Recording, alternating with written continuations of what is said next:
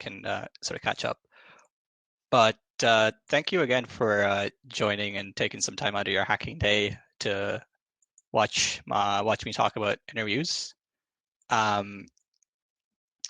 We are going to be talking deeply about the coding interview, and I'm going to dive into all the parts that we can within an hour. So it's going to be very content heavy.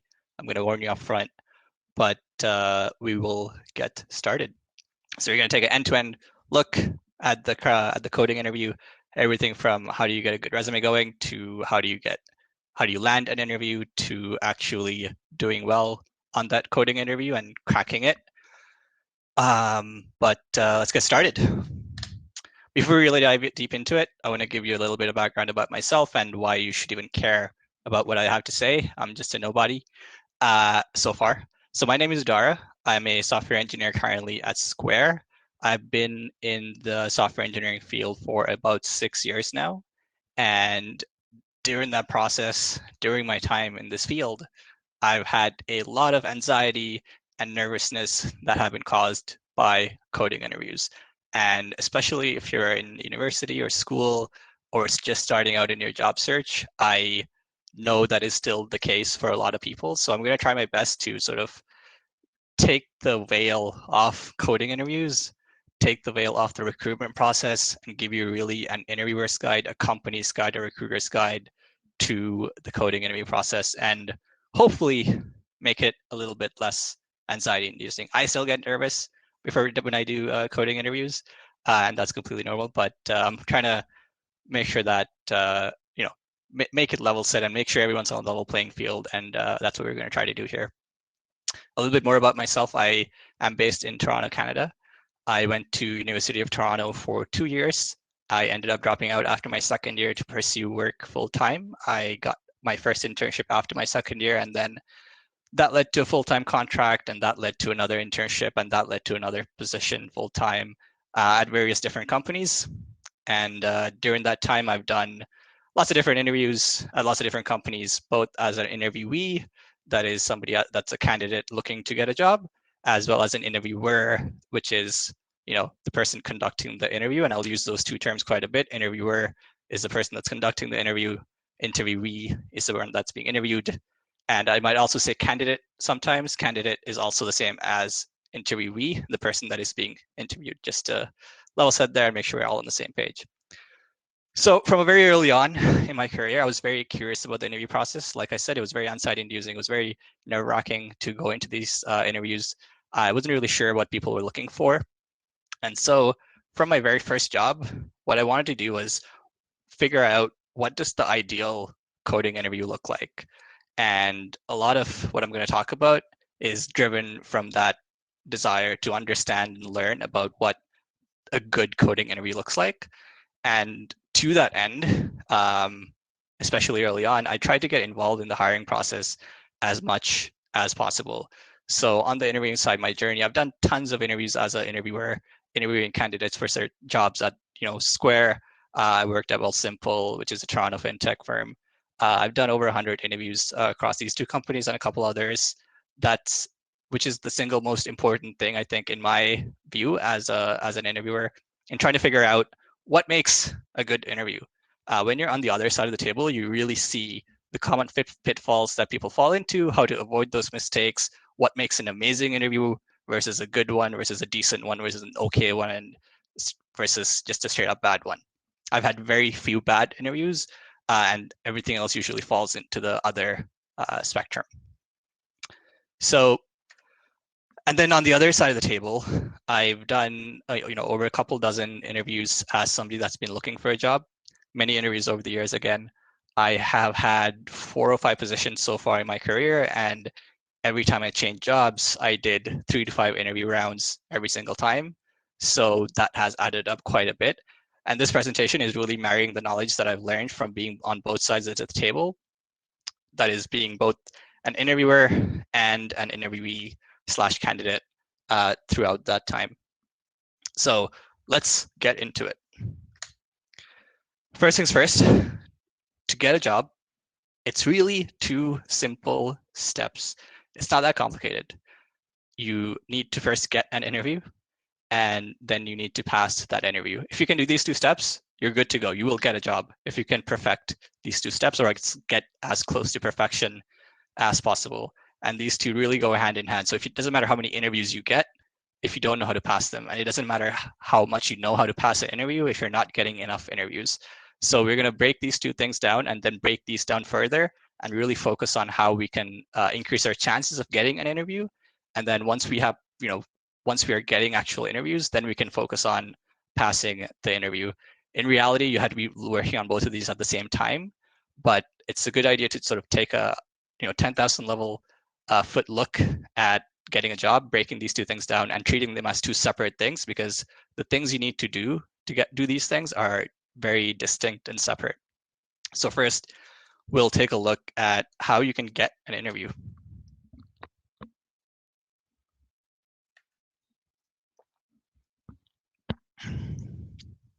So when we think about getting an interview, again, we can break this down into 3 distinct steps that I think of at least. First, we need to create a resume or a CV or an application. Let's call it an application or resume for our purposes. And this is, the entire package that you create to show off to a company about why you should be hired. Next, you need to get that resume to the company. And once you've gotten it to the company will offer you an interview, hopefully.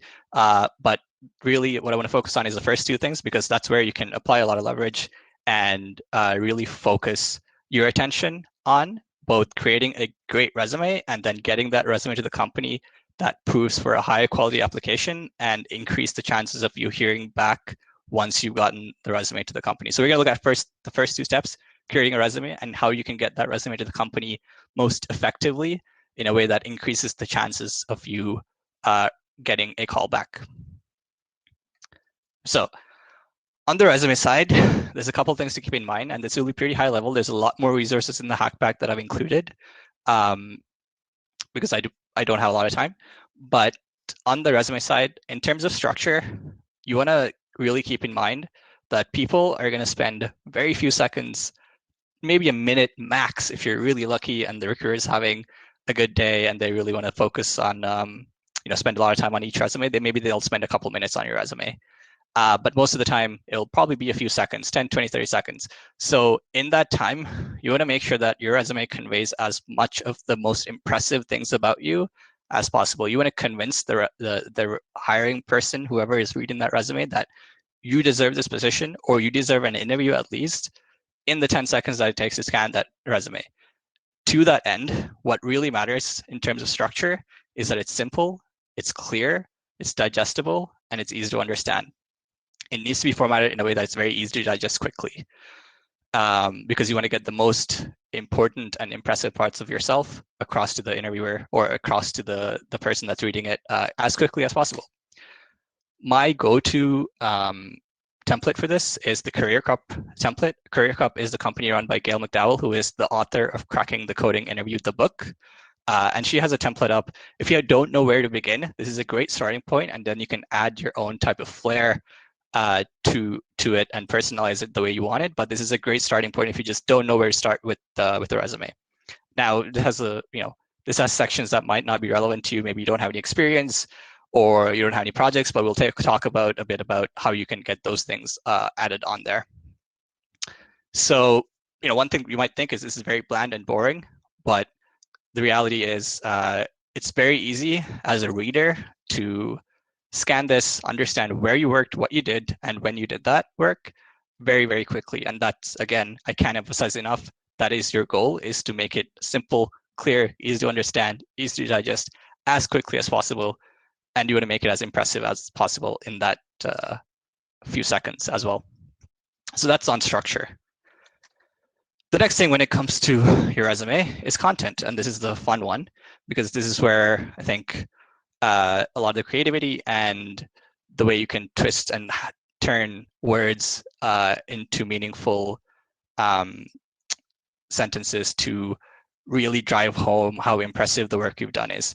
2 people could have done the exact same work at the exact same positions with the same internships, same projects, but they can have 2 very drastically different looking resumes depending on how they present that content and how they present that work.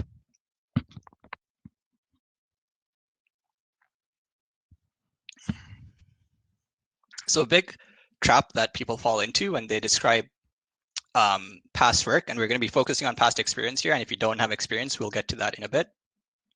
But if you don't have any, if you have past experience and you're writing about the work that you did, a big trap that people fall into is focusing on describing what they did rather than on the impact that they have, that they had at that company doing whatever they did. And the best way to find the impact of your work is to focus on the why behind whatever projects that you did at that company. And I have an example really quickly here. And one thing to keep in mind is when you're describing the content of the experiences that you've had, a lot of the people that read your resume are often not technical, so it doesn't always pay to be super technically oriented in the points that you put, unless you know for a fact that the first person that's looking at your resume when you submit that application is a technical person, is a tech lead, or is an engineering manager, or somebody that's technically oriented. If you don't know that, assume that they're not technical, and it's okay to have like the language or the framework, but being super technical doesn't always pay. So I want to look at an example from my resume and sort of compare and contrast how just the wording and describing the emphasis versus just describing the work can really have a huge impact on how this content can be conceived. So when I worked at Wealthsimple, I had to create a tool for account managers to import and automatically create clients using Google Sheets. This is your run-of-the-mill, very average sort of point that you might see on someone's resume, because as somebody that's writing it, you think, this is what I did, so I'm going to write that down. And that's okay, and it looks okay. This would be for a very mediocre, average looking point on your resume. The way I elevated this point and the way I thought about this point specifically is thinking about why I created the tool for account managers to import and automatically create clients. The reason that we did this is account managers were spending a lot of time manually creating clients, and it was a big time waste. And the reason behind this project was to reduce the number of hours that people spent on doing this manually. So we were automating that and reducing the hours that account managers spend on this so they can focus on other more important work. When I realized the why behind the work, it's very easy to craft a point that is more impressive, has more oomph, and is immediately has a bigger impact than the previous point. So the way I reworded it is created a tool for account managers to reduce onboarding time for new clients from 15 minutes to 1 second. Just reading that, you don't even have to read the rest. You can see that this person had an impact at this company doing just this one single project. This is one of the several points in my job at Wealthsimple, but I try to make sure that there's always quantitative emphasis on the impact that I had. So here it's reducing the time from 15 minutes to 1 second. And then on the second sentence, I talk a little bit more about the actual description, but even the description is a little more action-oriented and talks about the Rails service that I build. And it's more similar to the first point, but again, leading with impact is a huge game changer when it comes to the content in your resume. And I can't emphasize it enough. And a lot of people don't do this, and it's a very easy way to make yourself stand out. So emphasize impact in all of your past experience points as much as you can. The next thing, and this is very important if you don't have any experience, is projects. If you're looking for your first internship, like I was when I was in my second year, I had 0 experience. If you're in that boat, projects will by far speak the loudest and convey the most about will you be a good addition to the team? Should we interview you? If you don't have experience, projects are the way to go. There is no bar to starting a project. So anyone can do this, but you'd be surprised at how many second, third, fourth years there are that have no internship experience, but they also don't have any projects. And they wonder why they're not getting callbacks from when they apply to positions. And this is a very easy way to fix that issue. So thinking about projects, the natural question here is, what projects should I create? How how should I focus my time on building projects? How do I find the time when I have like so many courses and not a lot of time to focus on projects? Hackathons are obviously a great way to start building projects and adding those projects to your resume. If you go to a lot of hackathons and you're winning awards or getting placed in the top 10, top 5, those things can look really impressive on a resume, and those projects will add a lot of value to your resume as well. So hackathons are a great place to start if you have no idea where to begin. The next place is solve problems that you have as a student or whatever position you are in life. As a person, solve these problems that you have as a person in your day-to-day life. So you might be doing something super mundane, or you might wish that you had some kind of app to automate something, or to make your life a little bit easier, or to make your life a little bit cooler or more delightful. Whatever those things are, if you think technology can help you in any of those ways, build that. Especially if you're a student, if you build for a problem that you have personally, chances are really high that other people around you have that problem as well. And this was very much the case for me when I was in university. I had the worst GPA. I was like borderline academic probation, but I had so many projects on my resume. I had 2, 3, 4 projects. Some of them had actual users that were using it because I'd solved the problem for myself and I'd like published it on Reddit and several other places, and it had obtained users and had a following. I was, fixing bugs, and it was more or less a job at that point. And I was able to talk about those things at interviews. And before we even get to the interview part, I was able to put those things on my resume and get interviews. And getting interviews is obviously one of the most difficult parts if you don't have experience. So projects. I can't emphasize this enough. It will really, it is really the next best thing. If you don't have experience, focus on your projects.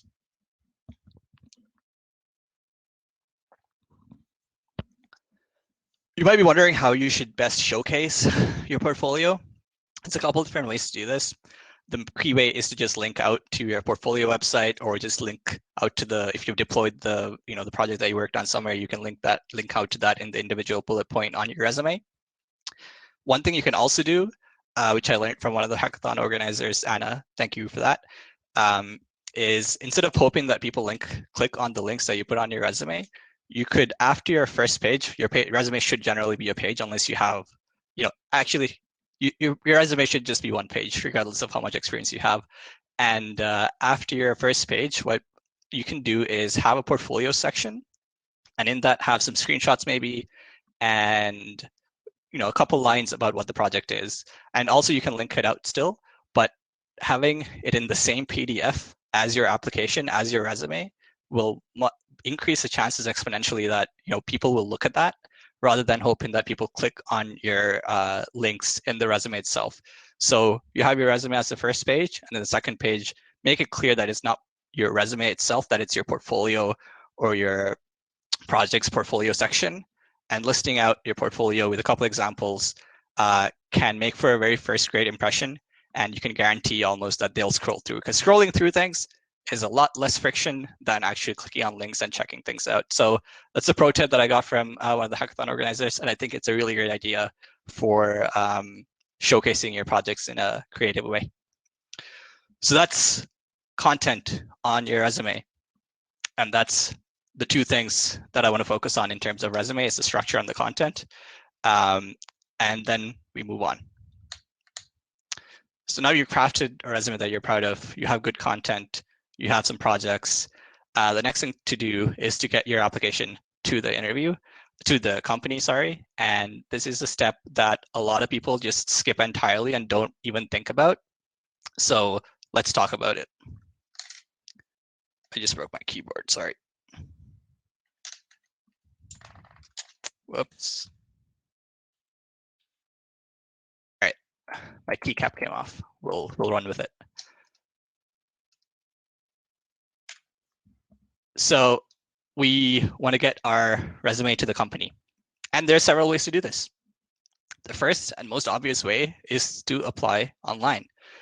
You go to a company's job board, you've heard that they're hiring, or you're looking at an aggregator website that has all the open positions for internships or new grad positions or whatever it is, and you go to their job board and you apply online. This is the most basic way. There is zero bar to applying this way, and it makes for a really easy application. It also means you can apply to hundreds of hundreds of companies. Excuse me. This is good because you can apply to a lot of places, and if you have a great resume, you'll probably get a lot of callbacks. But the problem is this makes for a pretty low quality submission, a low quality application, just because of the sheer number of people that apply this way. For a given position at one of the top tech firms in the world, you're thinking of thousands, if not multiple thousands of, if not tens of thousands, sorry, of applications for an individual position. And that just drastically reduces the chances that you're going to hear back from that company. So how can we increase the chances of you hearing back? How do you increase the chances of your resume just not being entirely skipped? And that's what we're going to talk about. So the next way you can apply is through a campus portal. Waterloo has, I think Waterloo Works, I could be wrong. A lot of different campuses have various sort of internal tools to apply for different internships. And these generally make for slightly higher quality application because it means that the company already has a relationship with the school. So it in a way has a seal of approval on your application already, just based on the fact that the company has a relationship with the school. This isn't that much better than an online application. It is in a way still an online application, but there'll be drastically less applications that come through this way. And there's a slightly higher chance that you might get looked at rather than an online application. A couple of things to keep in mind in both online applications as well as campus portals is I have heard from anecdotal evidence that if you apply as soon as the position is posted, if you can find a way to keep an eye on the companies that you're most interested in and apply as soon as possible, people have had higher success with hearing back in those cases. The reason being, the company has just posted the position, they're excited about it, they want to, take a look at what has been posted and what kind of applications are coming in. So you might hear back, you might have higher chances, your mileage may vary, but that is a tip that I've heard from students. Now, moving on from applications that are purely online, the next way I want to really focus on is referrals. If you don't know what a referral is an employee at the company that you're interested in submitting your application or your resume on your behalf. This has the highest seal of approval that you could possibly hope for, and it is entirely missing from the other kinds of applications that when you apply online. So can't emphasize this enough. If you've been applying to 100 different positions and you're not getting back any calls or responses, there's a couple things you can do. One, you can focus on your resume and create a resume that's better and get that reviewed and make sure that's better. And then two, you can change the way you're getting your resume to these companies. And referrals are a great way to do that because it really elevates the quality of your application. It has an advocate for you in a way. When an employee refers to you, they're acting as an advocate for you. And that can really change the game and change your chances drastically, exponentially, when you're doing applications. And we're going to talk a little bit more about referrals and how you can go about getting them. Now, the final way, the most laid back, chilled out way to get interviews is to hope that the company reaches out to you over LinkedIn or email or something. They notice that you're out in the wild, you have built a great brand, or you have several years of experience at a good company or companies that people are interested in, and companies will start reaching out to you with offers for interviews. In this case, you really have no work to do. And it starts happening for various people at various times in their life. For some people, it's after several years of experience, which was the case for me. For some of my friends, they were, people were reaching out to them when they were in university for second, third, fourth year, when they were about to graduate. It really varies, but this is one of the chilled out ways you can make sure that your resume gets to the company in the highest quality application possible. Because if they're reaching out to you, they've already decided to give you an interview and you don't have to worry about it. Now, when I apply, I use all these ways to apply for a company. To get my resume to the company, I use referrals. I talk to the companies that have reached out to me. When I was in school, I used the campus portal and I use online applications. The thing to keep in mind is the lower we go in this diagram, the higher the quality of application, but also the more limited you are, because you can only get so many referrals, whereas online applications, you could apply all day, every day, and you could have thousands of applications going out. So to keep that in mind, use a mix of these different ways to apply.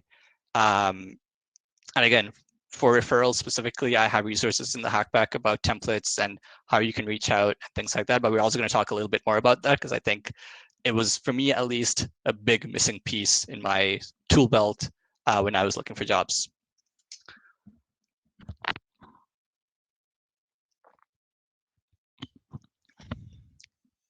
All right. So how do you get referrals? To get referrals, you have to have a network. To get a network, you need to talk to people and grow your network in some way or another. To do that, there's lots of different ways to do that. Things that come to mind are, you can attend events, meetups, hackathons like this, join various tech communities online or in person once COVID is over, talk to different people in your classes, talk to upper years, join clubs and whatever there is in school that you can join to grow your network. Create a LinkedIn profile, grow that. There was a great presentation before this about leveraging your network to landing jobs. He talks about LinkedIn and reaching out to people on LinkedIn, so definitely check that out. And this can really pay dividends when it comes to looking for a job and looking for referrals. And in terms of the network, you do want quality connections. And in terms of that quality and the importance of that quality, having a good working relationship with one very well-connected individual can be super useful, because that person, if you're looking for a job at Google, even if you don't know somebody at Google, if you know somebody that's very well connected that works somewhere completely different, they might know somebody that works at Google or Facebook or wherever, and you could chat with them, and they might be willing to introduce you to a friend or somebody that they know have in their network, and you can get connected, and then you have your foot in the door, and that can be super useful when it comes to applying for jobs. Like we talk about, referrals make for the highest quality applications. So any way you can get a referral, you should be trying to track down.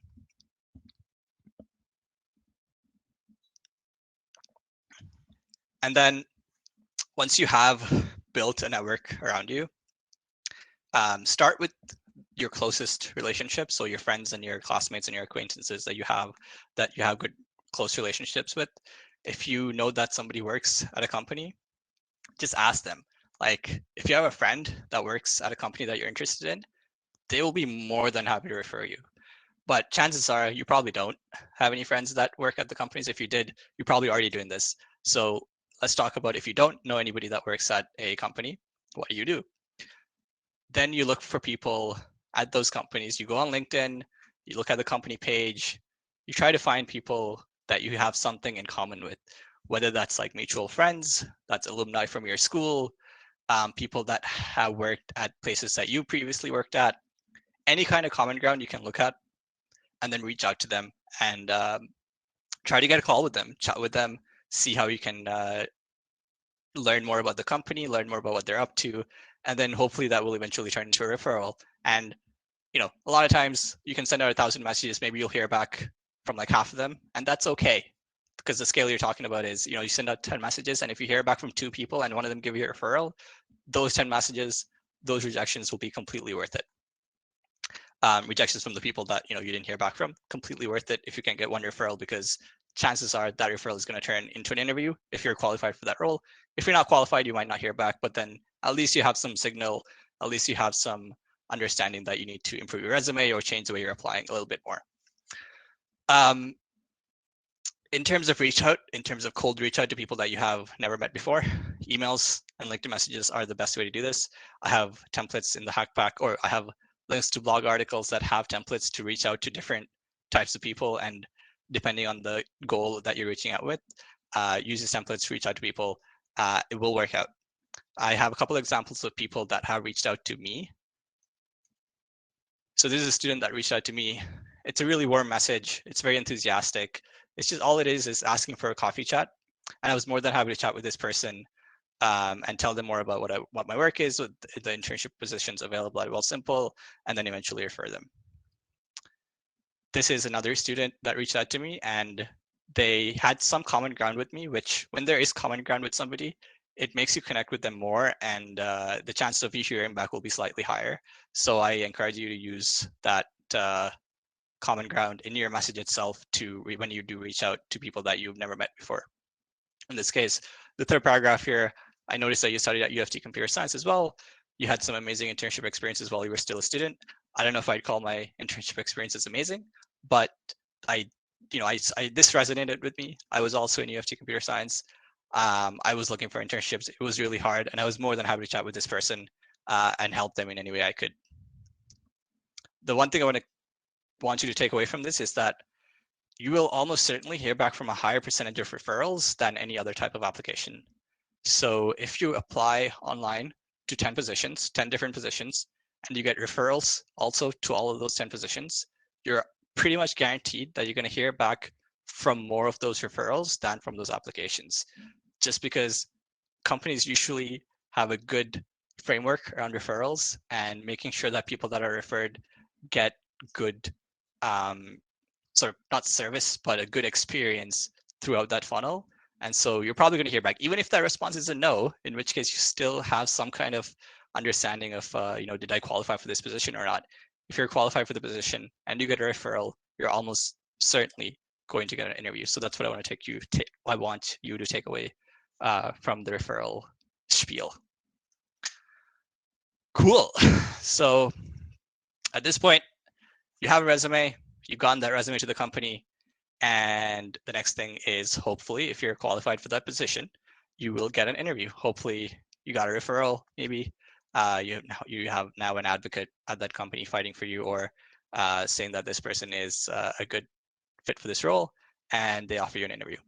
And now we're going to talk about the second half of this presentation. Really is about cracking the coding interview specifically and how you can pass it. So before we dive into it, what does it mean to pass the coding interview? Passing it means that you do well enough on the interview that the interviewer goes back, thinks about your performance, and gives you positive feedback and says, this person would probably make a good, addition to the team. And that's good. But what would be better is if you can ace it. And the difference here is that we don't want to just pass. We don't want the interviewer to just go and give you positive feedback. We want them to leave the interview with no doubt in their mind that they should hire you. You want them to be an advocate for you when they walk away from that interview. And, pass versus ace might seem trivial and contrived, but the reality is a lot of companies do actually have rubrics against which they will mark you for interviews. And the reason for that is not to make it a test, but to make sure the feedback that people give is objective and not subjective. There is, of course, some level of subjectivity to all interviews, and even this entire presentation is biased based on my perspective. But in the coding interview itself, they have a rubric that we're going to mark you against. So you want to check off as many boxes in that rubric as possible. That 100% if possible. 100% would mean acing. You don't want to go for 50, 60%. So that's why I want to sort of emphasize. You want to ace the coding interview. You want them to leave being an advocate for you. For the next little bit, we're going to focus on interviews that ask you to write and run code. These are the coding interviews that I've had the most experience with and I've faced most commonly. I'm not focusing too much on whiteboard interviews, though a lot of the similar principles apply. It's not always one-to-one. So when I was in school, the advice that I was given to pass interviews was to do LeetCode, and that's it. You'd be good to go. Now, LeetCode is important. LeetCode, if you don't know, is a platform for practicing algorithm questions on data structures and things like that. And it is important to practice algorithm questions. It's important to, see a new question and break it down and understand and recognize the patterns of different questions and be able to solve those things. But really the difference between an okay interview and a great interview lies in the question marks here. And that difference is how you solve the problem. And LeetCode and Code Wars and HackerRank and all those platforms will prepare you to make sure that you can actually solve the problem, but it goes beyond just solving the problem. And we're going to talk a little bit more about how you solve the problem and why that matters. So the big idea here is that it's not just about whether you solve a problem or not in the coding interviews. The way you solve it, how you break down the problem, think about it, communicate your thoughts, matter just as much as whether you solve the problem or not. And I can personally attest to this. I have, I've done over 20 interviews as a candidate, as an interviewee. And in that time, there have been many instances where I did not finish the question, but I sort of checked off a lot of those how I solved the problem rubric check marks, that I still moved on to the next round and I ended up getting offers because I knew what they were looking for. I'd been on the other side of the table enough times that even if I saw a problem and I had no idea what to do, I could sort of work with it and talk to them about it, break down the problem, and show them that I knew what I was doing as a developer. And that's what we're going to focus on. I have an asterisk here, and the reason for that is if it's an uber competitive position, it really does matter whether you solve the problem or not. Even if you fail the problem, if you don't solve the problem, nothing else matters at these uber competitive companies. But in my experience, in the majority of companies that I've interviewed at, regardless of whether you solve the problem or not, you still have a chance of getting hired based on how you're solving the problem.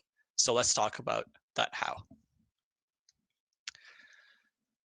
When you walk into an interview or you turn on your camera these days for on-site interviews, for virtual interviews, you chat with them, do some quick intros, and then they present you with a question. When that happens, there are 3 distinct stages to that interview.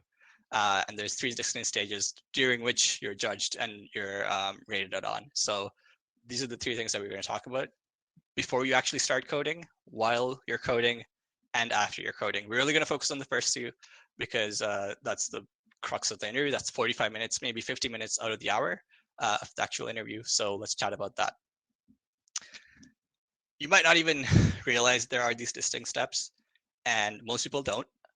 People actually, for the most part, skip the first step altogether. They see the question and then they start coding immediately. And one of the most common pieces of advice for doing coding questions is to always talk about the question a little bit before you start coding. So before you code, how do you talk about it? There's 3 things that you want to do before you start coding. And this is the easiest section to do well on, just because so many people skip this entirely and start coding immediately. So analysis, clarification, and then describing a high-level solution. So what does analyze and clarify actually look like? What this means is you are understanding the question to the exact extent, or as close to the extent that the interviewer understands the question and is presenting it to you before you actually start coding. And the way to do that is to ask a lot of questions, or ask several questions about the interview. You don't want to be just asking questions the entire time, because you do want to get coding at some point, but spend 2-3 minutes even asking a few questions about the question itself. So what the types of question you might ask are, edge cases. There's always edge cases in questions, even if the question is deceivingly simple. In those edge cases, you want to clarify with the interviewer what should happen. If there's a lot of different edge cases, you can write down and write comments about what should happen. That can help you later on when you actually start coding. And then you can also repeat the question back to the interviewer. This is very important. If you see a question and you have no idea what questions to ask about it, just repeating the question back to the interviewer in your own words can go a long way in showing the person that is interviewing you that you don't just dive right into it. You make sure that you understand the problem before you start.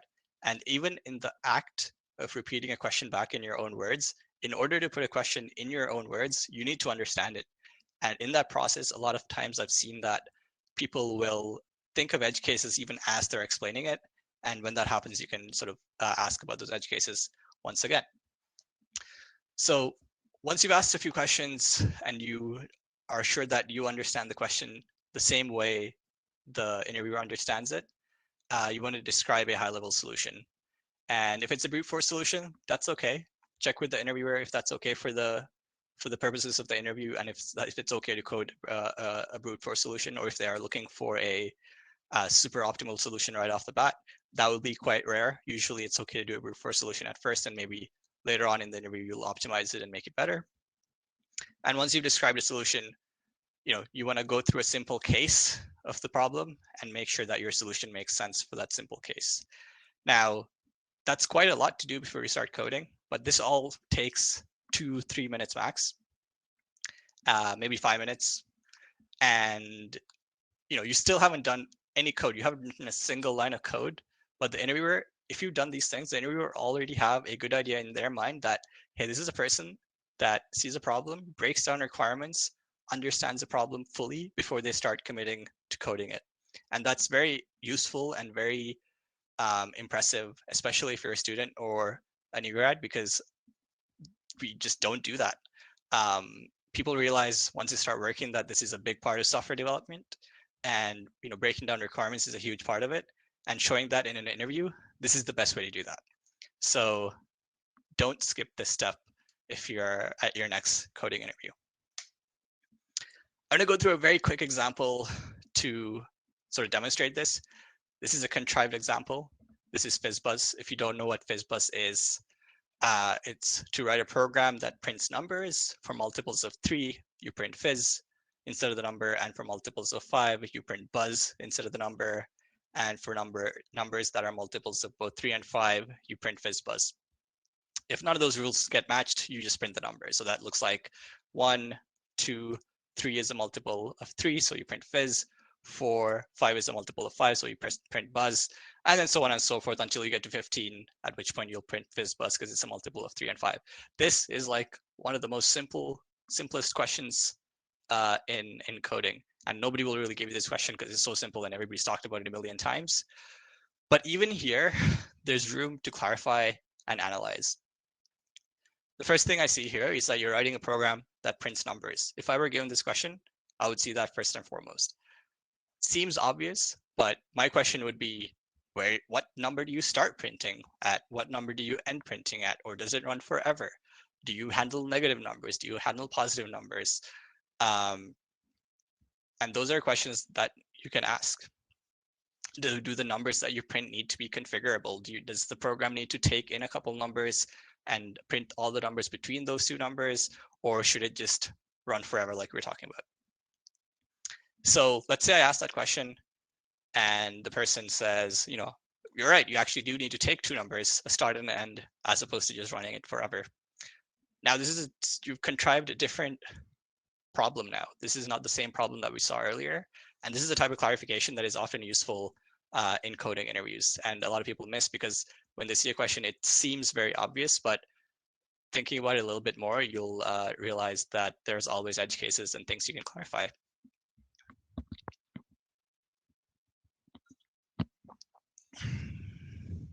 Once we've transformed it like this, now that we're taking input, we're taking two numbers, a start and an end, and then we're printing numbers between those two things. Whenever there's input, there's always even more edge cases and validation. You can ask about validation rules and how that needs to be working. And in this case, start and end number, what if the start number is actually after the end number? What if the start number is like 10 and the end number is 0? Should we count down, or should we just not worry about that case? And another thing here is, should we include the start and the end number in the thing that we're printing out? So if the start number is 1 and the end number is 5, do we only want to print 2, 3, 4, or do we also want to do 1, 2, 3, 4, 5? Again, this is a contrived example, but I just want to show you that even in the most deceptively simple looking question, there are questions that you can ask about that problem. For our cases, let's pretend that the person says, include the start and end number when you print. Now you can see how we evolved the original question into a different question. Even though it seems like it's the same thing, now we are coding to a different specification than what you would have coded for initially if you hadn't asked these questions. Or you'd have started coding and realized that you need to think about these things as you start coding. It's generally a better thing to do to think about these questions up front and ask them, rather than reacting to them as they come up, or just not thinking about them at all. Showing upfront thought shows that you're breaking down them in an effective manner, that you're giving a lot of thought before you actually start coding, because once you start coding, generally it can be hard to change things as new requirements come in. So having a good idea of requirements is super important before you actually start coding. So the next thing is, while you code, you want to keep a few things in mind. First and foremost, the most important, the most unnatural, the weirdest thing to do is to communicate your thinking process and not stay quiet as you code. The reason behind this is that, at a company, it's not individuals that are writing code, it's teams that are writing code, and your communication matters a lot. And this is the way that we judge your communication skills as you're going through the interview. And like I was saying, this is very unnatural because in the workplace or in your day-to-day, the communication around your code looks a lot different than it does in an interview. You're usually talking not while you're actually coding, but in the interview, since you're limited for time, the way you can impress with your communication skills is to communicate your thinking process, communicate whenever you make a key decision, the type of code that you're writing, why you're making certain decisions, or why you're using a certain API over another, and talk about all of those things while you code. Again, super unnatural to do, it's super awkward to do, and this is why you need to practice on this one quite a bit. And we'll talk about the kinds of practice you can do, but communicating your thinking process is super important. And pretty much every company that I worked at, on the coding interview rubrics, there will be a section for communication. And you want to make sure that you ace this part. Again, a super simple one to get right, because again, quite a few people do tend to stay quiet during the entire interview. And this is a good way for you to stand out and get to that acing the coding interview rather than just passing it. The next few things really go hand in hand, and this is very code oriented. You want to make sure that you're writing clean code. Clean code looks like using meaningful variable names. If you have a lot of repeated code, you're extracting that into whatever makes sense, whether that's a function or a class. Basically, implementing what you've learned about writing good code in school into the interview and bringing that practice. And the reason behind this is, as far as the interviewer knows, this is the way that you always code. They don't know how much better you code in real life rather than this interview. This is it. This is your chance to show the way you code. And you want to make sure that that is as good as possible.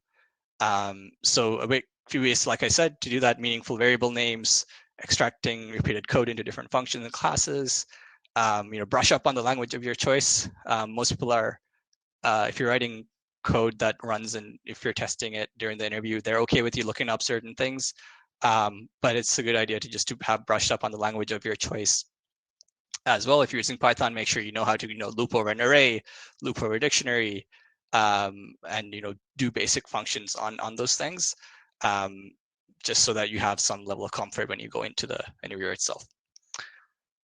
And the next couple of things are also go hand in hand with the writing code, is to test and run your code incrementally. What this means is you're not writing the entire solution of like 50 lines of code and then in the last 5 minutes running that code and testing it to make sure it works against the expected output. This can just run into trouble because you might have a lot of syntax errors, and if you have a lot of issues when you're trying to run the code in the last 5 to 10 minutes, you're going to panic. It's going to be anxiety-inducing, and when you panic, it's going to be really difficult to reasonably think about these things and debug methodically and structure your thought processes properly, because you're just going to be panicking to try to get it working as soon as possible, and that's a terrible situation to be in. So test your code as you go, run your code incrementally. If you've heard of test-driven development is a great way to think about this when you're doing coding interviews. You write a test and write the simplest amount of code necessary to make sure that your tests are passing, and then go from there and just build on that, be iterative about the code that you're writing. Now, when you do run into issues, it's easy if you're running your code incrementally, but you're gonna have to debug. And this is an area that a lot of people struggle with during interviews, even if they're great debuggers in their regular day-to-day life. They might just panic or freeze when something goes wrong, and that's a very natural response. So when you run into issues, try not to panic. learn how to read a stack trace, learn how to read and understand what an error is saying and trace that down to where that thing is going wrong. Learn to read stack traces is one of the most important things I can tell you. If you don't know what that is, Google it. And when you run into an issue, figure out how to think about them methodically. Again, communicate your thinking about how you're trying to figure out what went wrong. And again, an easy way to impress the interviewer. Sometimes there won't be actual errors that come out. You might be expecting one output, but the output isn't actually that. And to figure those things out, you can add print statements or logs or whatever makes the most sense to help you figure out what went wrong. But again, be methodical about it, be structured about it. Don't just randomly put things and randomly change things. Communicate your thinking process about how you're thinking about what went wrong and how you can figure it out, rather than just shotgunning it and hoping something goes right. Again, even experienced programmers fall into this. They make certain assumptions that are not based on the errors that you're actually seeing. And again, easy place to impress people because a lot of people miss out on this. Cool. I don't have the time to demo an actual interview or coding up an actual solution, but in the Hackpack, there are links to a couple different YouTube videos that demonstrate what a great interview looks like in terms of analyzing, clarifying requirements, speaking as you go, testing incrementally, all those things. I definitely encourage you to take a look at that, because when it's very hard to do well on an interview if you don't know what a good interview looks like. And that's the reason that I started doing interviews as a interviewer. But if you don't have that luxury, a great way to substitute that is to go on YouTube, search coding interviews, and look at what they look like. Look at how they're speaking, look at how they're breaking down problems, look at how they're communicating, look at how they're debugging, and bring those to your own repertoire when you're doing coding interviews.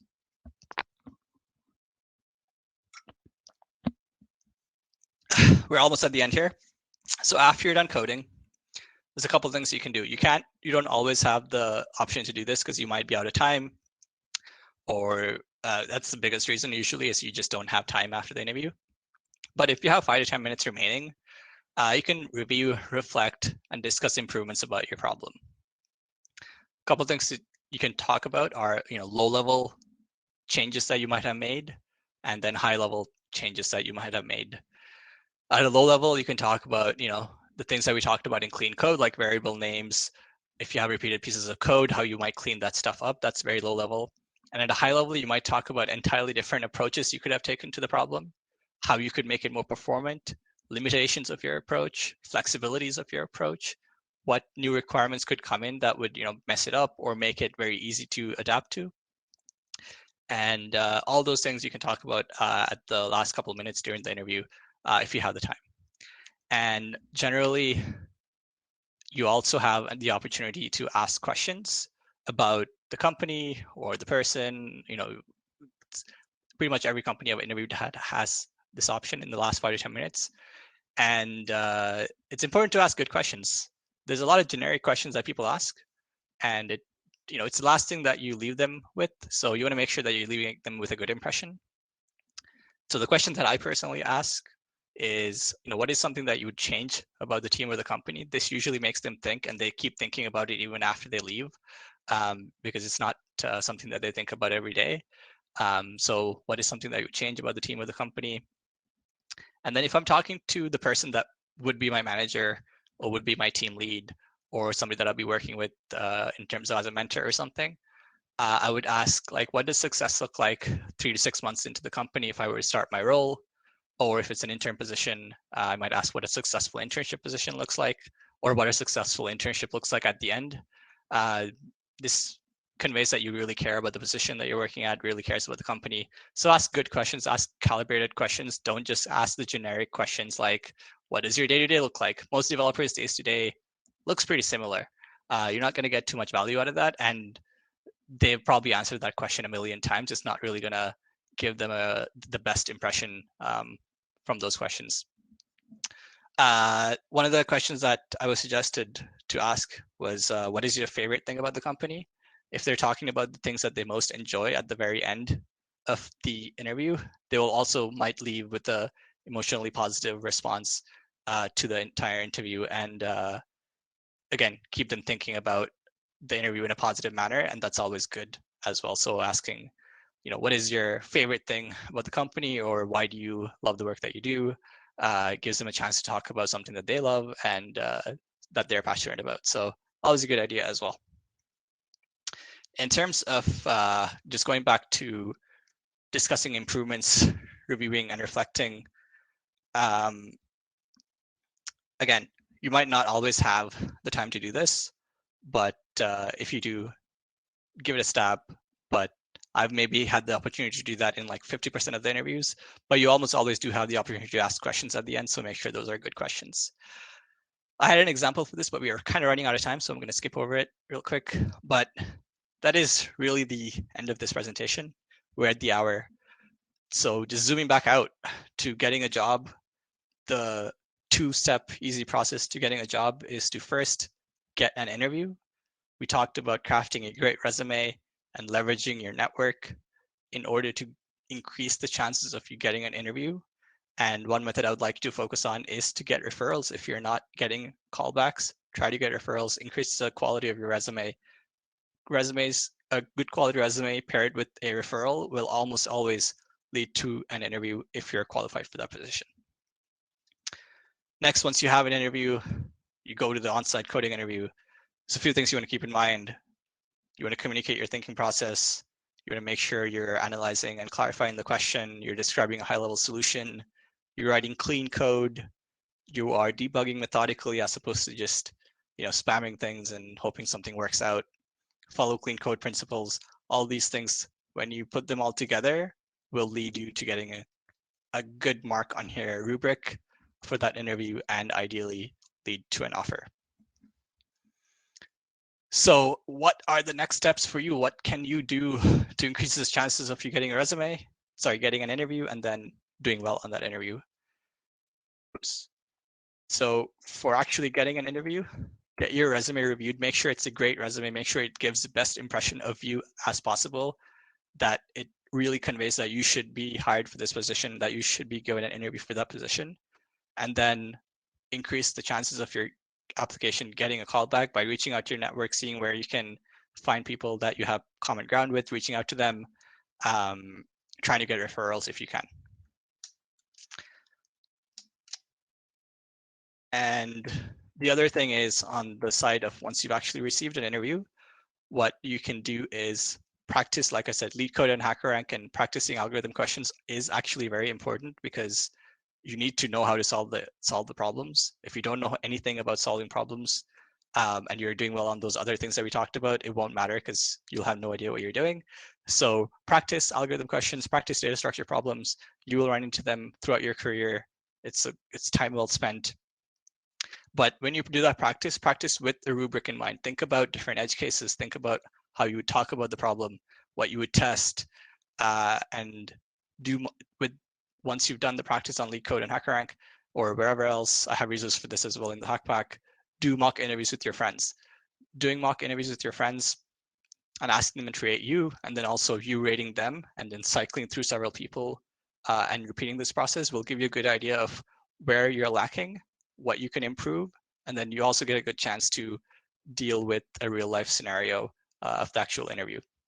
One thing to keep in mind is that you'll probably be nervous at the interview or even panic. Early in my career, I got super nervous. I got very panicky during interviews and very anxious. Recognize that and plan for it. Think about whatever mitigation strategies you can use to work against that. Find whatever works for you. For me personally, I find doing breathing exercises and a quick meditation before my interviews has helped me tremendously. But again, everyone's different. Find whatever works for you in dealing with your nervousness and your anxiety. And some level of nervousness is completely normal. A good interviewer will actually put you at ease and make it a very comfortable interview.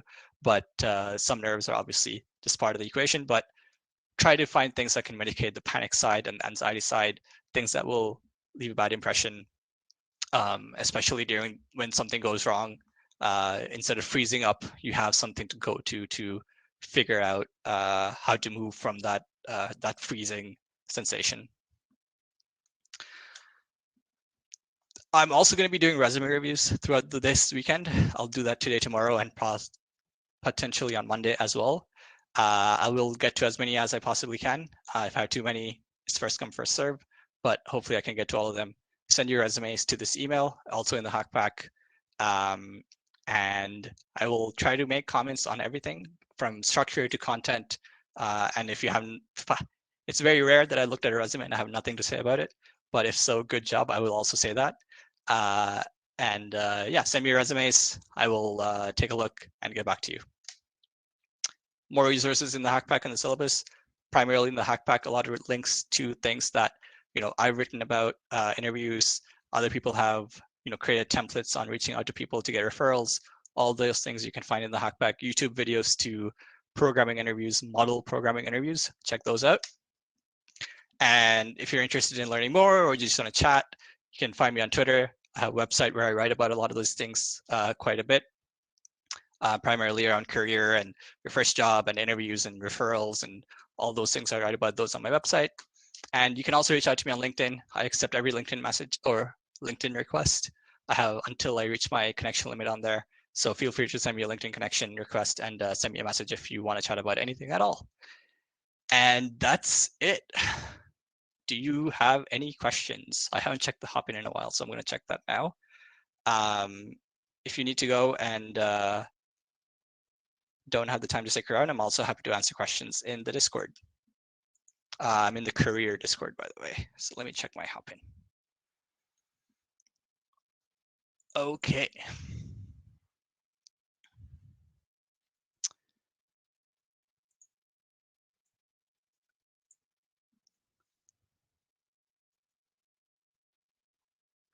Cool, just looking at questions. Thanks for sharing your LinkedIn, Jacob. Definitely go check that out. Do you recommend, so there's a question by, I don't know how to say that name, Loic or Lois.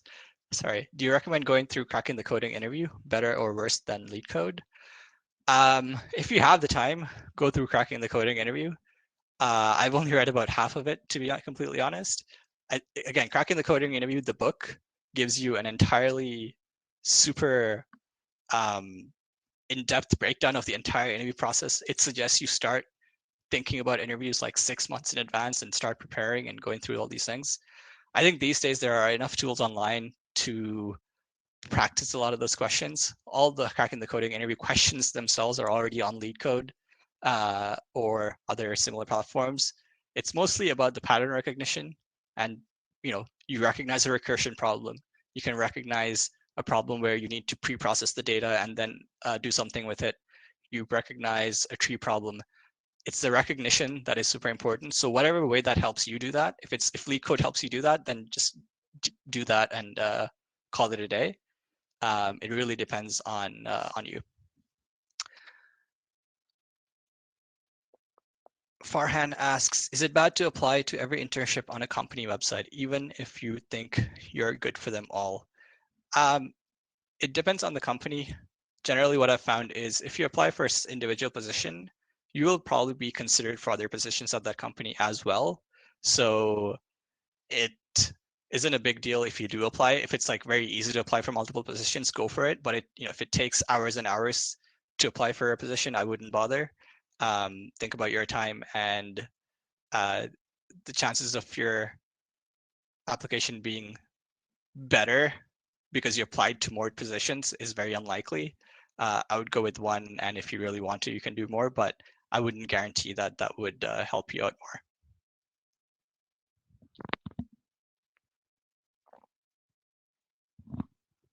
Anyone else have any questions? I'll give it a couple minutes and then we'll close the session out.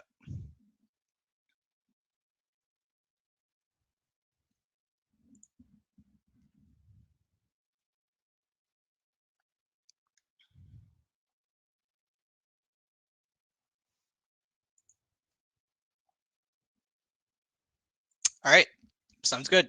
Thank you, does it matter? Does it matter what language you use in the interview? No, pretty much across the board, the answer would be no, unless you're applying for like a 5-person startup that specifies a specific language and that's the only person that they're hiring. Only if they're if a company is very small and they really need somebody that knows the language really well, then it might matter the language that you're using, but 99% of the time, the language you use does not matter at all. It's really whatever language that you're most comfortable with. Yazan asks, are there any questions you think we should be asking that we have not? If you're talking about questions that you should ask me, I don't think so. I think I've covered most of the things that I personally found helpful in this presentation. But again, if you think of any questions, feel free to reach out to me on Discord or in the career channel, and I'd be happy to answer. Sachet, sorry, I'm butchering everyone's names. How important is cover letter, and do you have any tips on crafting a good one? Again, in my experience, cover letters in software engineering isn't super important. There's a lot of templates online that talk about this, but if you are writing a cover letter and the company requires that you write one, make sure it's personalized to the company that you're applying for. Don't just do a generic one. That's the worst way to go about it. Writing a few sentences about why you are the best fit for the role and why you should be hired for that position, and mark a couple of things that makes you the best candidate for that position goes a long way. But beyond that, in most cases, I've actually found that cover letters aren't required, but some companies will have like a disguised cover letter in the form of like, why should we hire you question in the application process. And in those cases, treat that as a cover letter and write about, again, exactly what they're asking for. Why should they hire you? It's more content and quality of content. Don't just write generic stuff. Write things that actually make you stand out and make you a unique individual.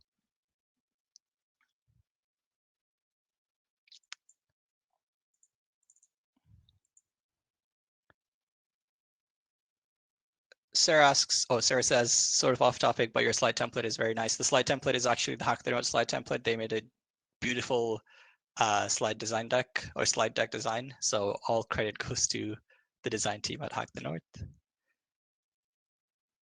Besar asks, are you able to choose the language you do in a coding interview, or would they tell you what to use? I've never been in a coding interview where they tell me what language to use. Every single time I've been in an interview where I have to write code, it's always up to me what language I use.